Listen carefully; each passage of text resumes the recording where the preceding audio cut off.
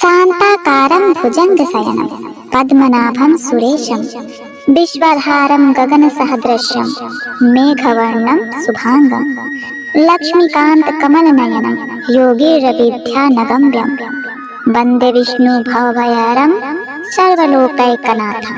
आज आप श्रवण करेंगे एकादशी पाठ में सुनी जाने वाली वो पुण्यमयी कथा जिसे पढ़ने या सुनने से एकादशी व्रत का पूर्ण रूप से फल प्राप्त होता है। मनुष्य के हर प्रकार के दुख दारिद्र तकलीफों का नाश होता है। आने वाला नया वर्ष उन्नति प्रगति और खुशियों से परिपूर्ण हो। माता लक्ष्मी जी के साथ समस्त देवी देवताओं की कृपा आप सभी भक्तों पर बनी रहे। ओम नमो भगवते वासुदेवाय नमः। प्रिय भक्तों, यह कथा हर प्रकार से मनुष्य का यश संसार में बढ़ाने वाली है।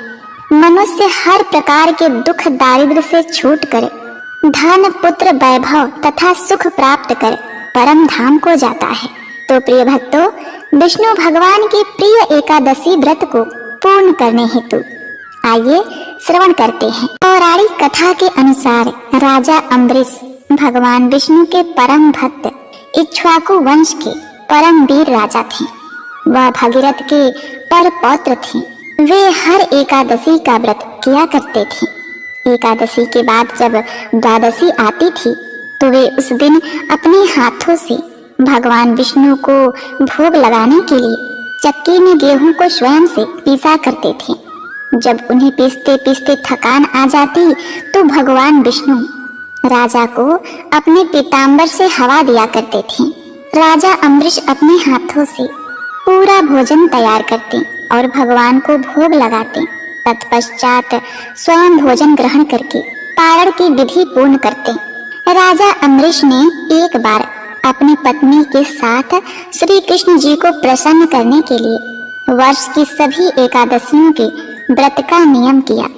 वर्ष पूरा होने पर पारण के दिन उन्होंने धूमधाम से भगवान की पूजा की, ब्राह्मणों को गोदान दिया। यह सब करके जब वे पारण करने जा रहे थे तभी महर्षि दुर्वासा शिष्यों सहित पधारे। राजा ने उनका सत्कार किया और उनसे भोजन करने की प्रार्थना की। दुर्वासा जी ने राजा की प्रार्थना स्वीकार कर ली और स्नान करने यमुना तट पर चले गए। द्वादशी में केवल एक घड़ी शेष थी। द्वादशी केवल कुछ ही क्षणों के लिए थी तो राजा को जल्दी से जल्दी पारण करना था। द्वादशी में पारण न करने से व्रत भंग होता है। उधर दुर्वासा जी कब आएंगे यह पता नहीं था। अतिथि से पहले भोजन करना अनुचित था। ब्राह्मणों से विचार विमर्श करके राजा ने भगवान के चरण को धोकर उसके जल को ही ग्रहण कर लिया और ऋषि की प्रतीक्षा करने लगे। महर्षि दुर्वासा ने स्नान करके लौटते ही तपोबल से राजा के पारण करने की बात जान ली। वे अत्यधिक क्रोधित हुए कि मेरे भोजन के पहले इसने क्यों पारण किया। मेरे भोजन करने के पूर्व ही तुमने जल का ग्रहण किया है, इसीलिए मैं तुम्हें दंड अवश्य दूंगा। उन्होंने मस्तक से एक जटा उखाड़ ली और उसे जोर से पृथ्वी पर पटक दिया, जिससे काल लगने के समान कृत्या नाम की भयानक राक्षसी निकली।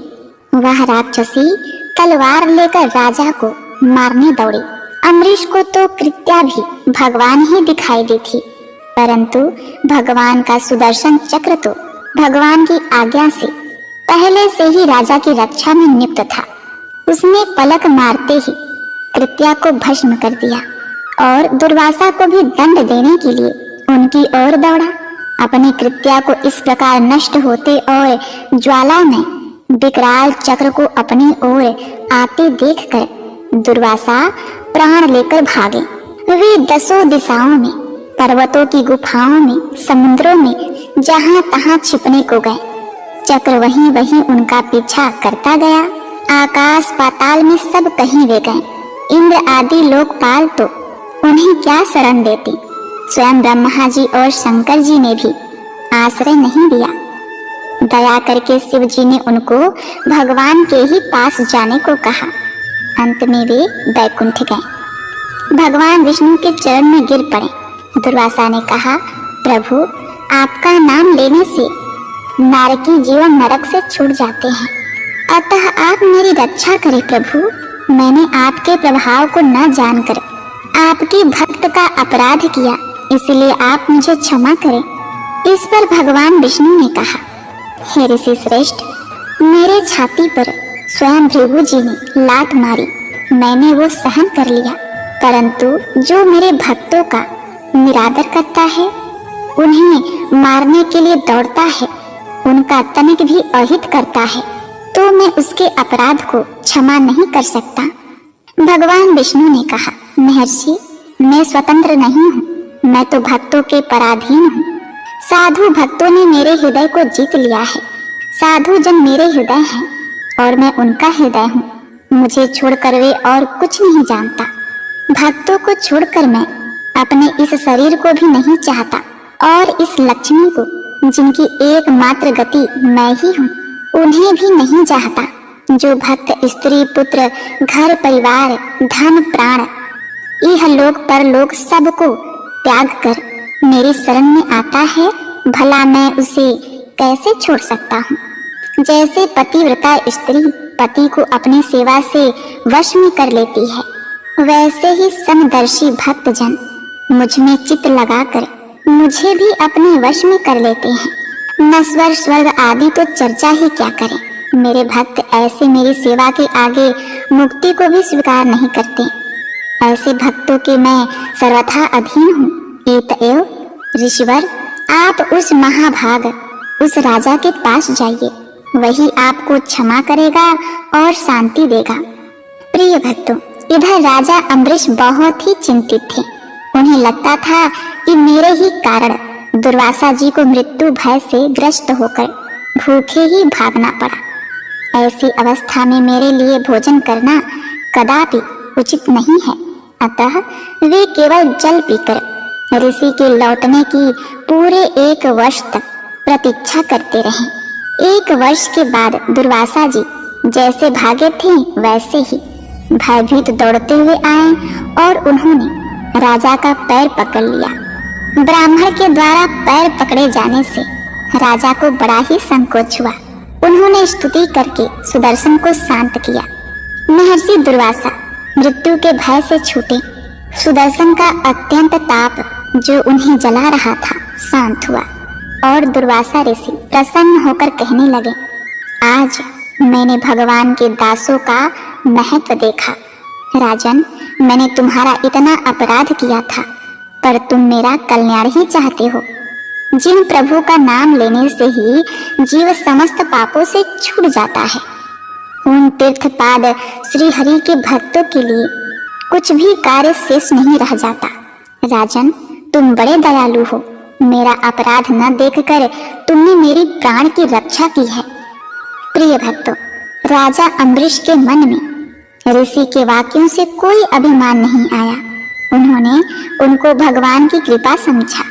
महर्षि के चरणों में प्रणाम करके बड़े आदर से राजा ने उन्हें भोजन कराया। उनके भोजन करके चले जाने पर 1 वर्ष पश्चात उन्होंने वह पवित्र अन्न प्रसाद के रूप में लिया। बहुत काल तक परमात्मा में मन लगाकर प्रजा पालन करने के पश्चात राजा अम्बरीश ने अपने पुत्र को राज सौंप दिया और भगवान वसुदेव में मन लगाकर वन में चले गए। वहां भजन तथा तप करते हुए उन्होंने भगवान को प्राप्त किया और अंतिम समय में विष्णु धाम को गए। जो भक्त एकादशी का व्रत करते हैं वे द्वादशी के दिन इस पारण कथा को सुनते हैं, उनका सर्वथा उद्धार होता है। एक बार प्रेम से बोलिए, ओम नमो भगवते वासुदेवाय नमः। प्रिय भक्तगणों, अब आइए सुनते हैं तुलसी माता की बड़ी ही अद्भुत अनसुनी कथा। एक बार देवर्षि नारद के मन में आया कि भगवान के पास बहुत महल आदि है, एक आध हमको भी दे दे तो यही आराम से टिक जाएंगे, नहीं तो इधर उधर घूमते रहना पड़ता है। भगवान के द्वारिका में बहुत महल थे। नारद जी ने भगवान से कहा, भगवान, आपके बहुत महल हैं, एक हमको भी दे दो तो हम भी आराम से रहें। आपके यहाँ खाने पीने का इंतजाम अच्छा ही है। भगवान ने सोचा, यह मेरा भक्त है, विरक्त सन्यासी है। अगर यह कहीं राजसी ठाट बाट में रहने लगा तो थोड़े दिन में ही इसकी सारी विरक्ति भक्ति निकल जाएगी। हम अगर सीधा ना कहेंगे तो यह बुरा मान जाएगा, लड़ाई झगड़ा करेगा कि इतने महल हैं और एक महल नहीं दे रहे हैं। भगवान ने चतुराई से काम लिया। नारद जी से कहा, जाकर देख लें, जिस मकान में जगह खाली मिले वहीं आप रह लीजिएगा। नारद जी वहां से चले। सब जगह नारद जी घूम आए, लेकिन कहीं एक कमरा भी खाली नहीं मिला, सब भरे हुए थे।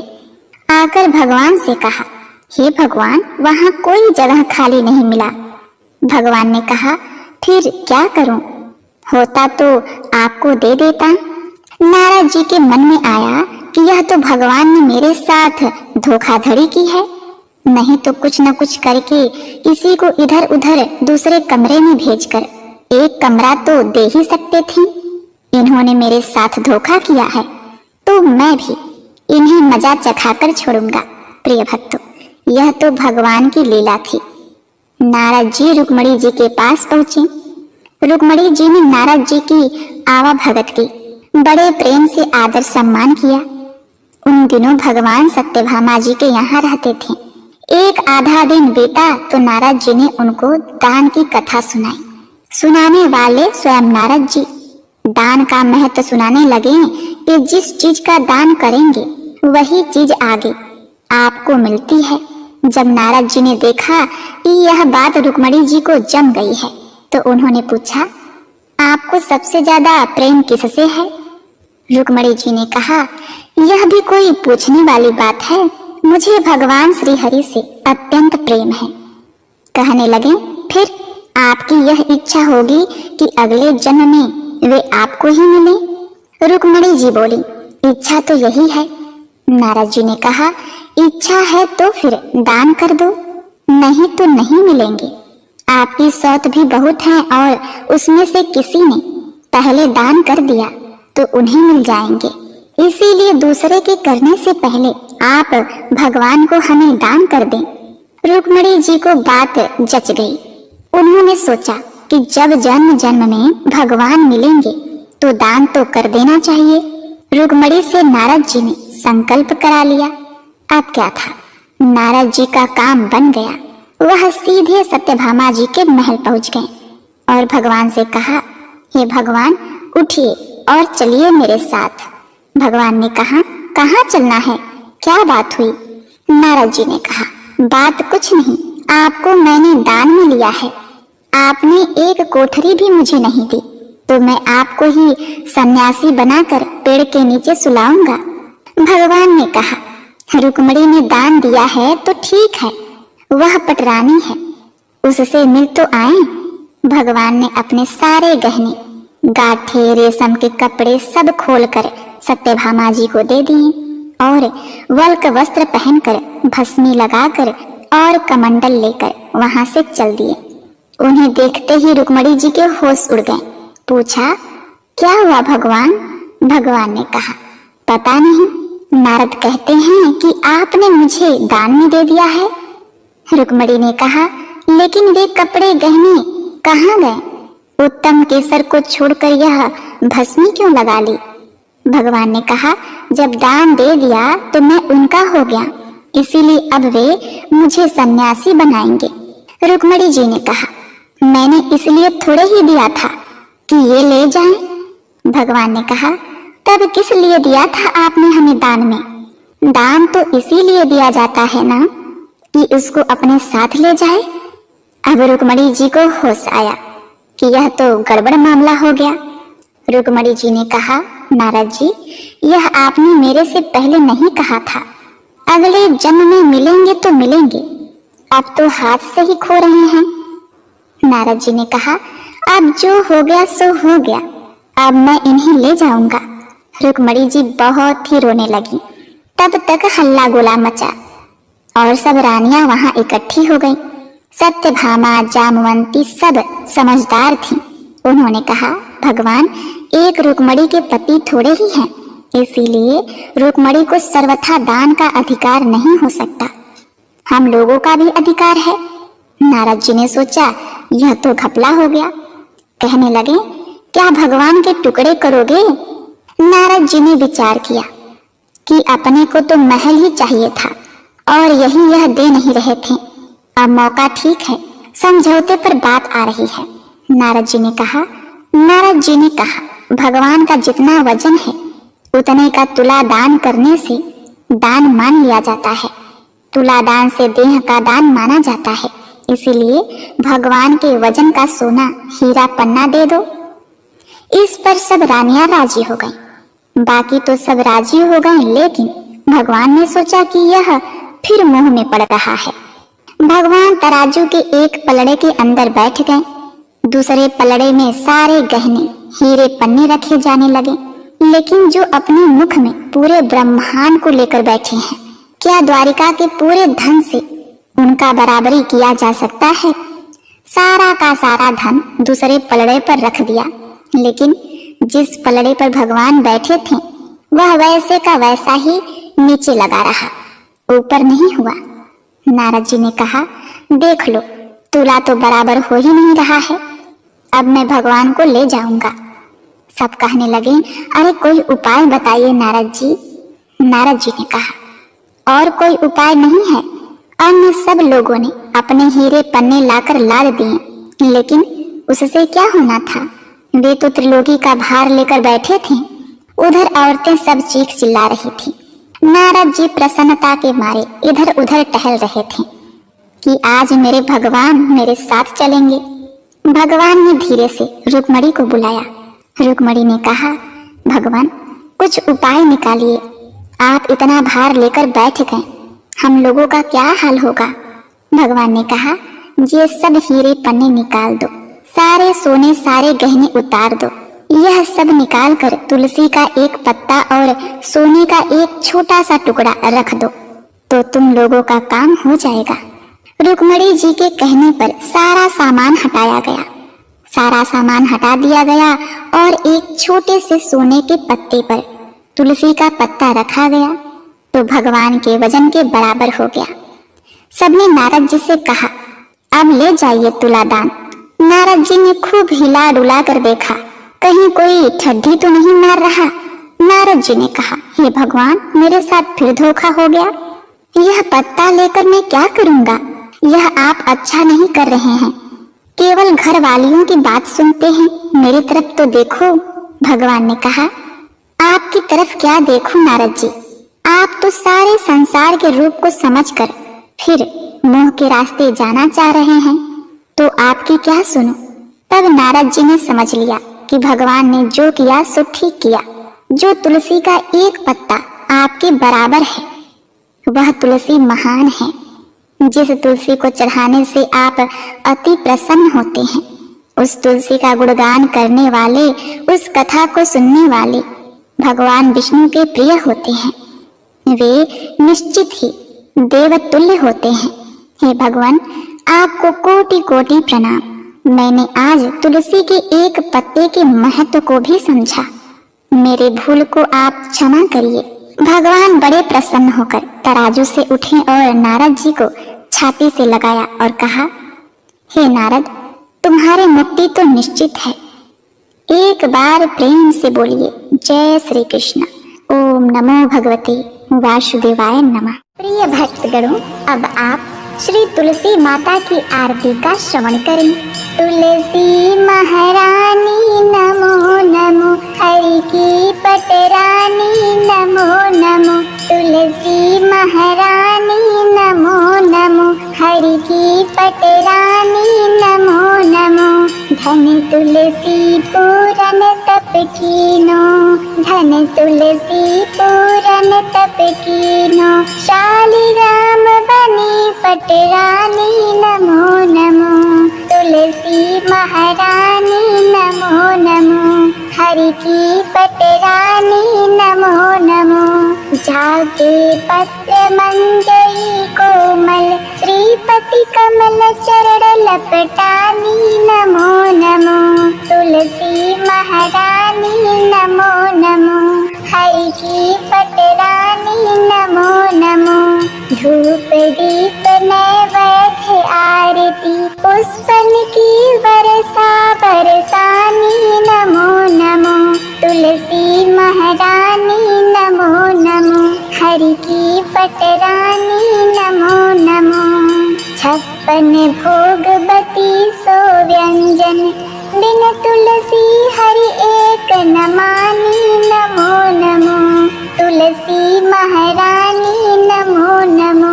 हरि की पटरानी नमो नमो।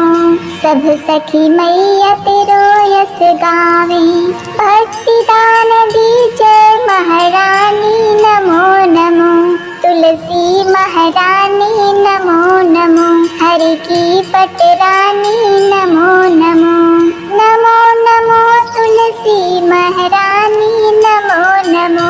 तुलसी महारानी नमो नमो। हरि की पटरानी नमो नमो।